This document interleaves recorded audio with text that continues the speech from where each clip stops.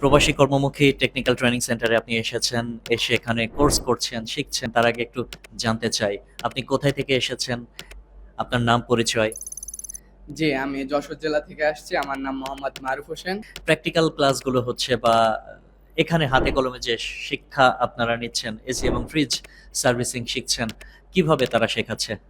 যে তারা খুব সুন্দরভাবে প্রথমে তো আমাদের ক্লাস নিয়ে জিনিসটাকে বোঝায় যে এটা কিভাবে কাজ করে বা কিভাবে জিনিসটা ফিটিং বা কোন জায়গায় থাকে এটা আমাদের প্রথমত দেখায়। দ্বিতীয়ত আমরা ওইটা সবাই মিলে বা স্যারের সাথে থেকে আমাদের প্র্যাকটিক্যালি সুন্দরভাবে জিনিসটা করি আমরা নিজ থেকে।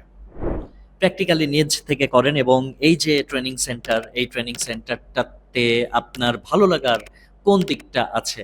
কেন এটাকে ভালো লাগছে?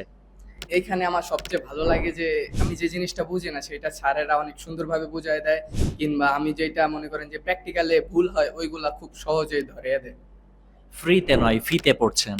এরকম একটা কথা আমরা শুনেছি। অর্থাৎ কোনো জায়গাতে ট্রেনিং আসলে ফ্রি সাধারণত হয় না বললেই চলে। অনেক জায়গায় আছে। কিন্তু ফ্রি জায়গাগুলোতে না গিয়ে ফিতে কেন আসলেন? যে অবশ্যই ফ্রিতে আমাদের জিনিসটা সেইভাবে শিখাবে না, কিন্তু যারা মনে করেন যে একটু ফি নিয়ে শিখায় তারা অনেকটা আগ্রহী সহকারে আমাদেরকে শিখায় এবং আমরা খুব দ্রুত শিখতে পারি জিনিসটা আর কি। নতুন যারা আসতে চায় তাদেরকে কি বলবেন? যে নতুন যারা আসতে চায় তাদেরকে বলবো যে যদি তাদের মধ্যে শেখার আগ্রহতা থাকে তাহলে এখানে বেস্ট হবে আর কি। দক্ষ হয়ে বিদেশ যাব।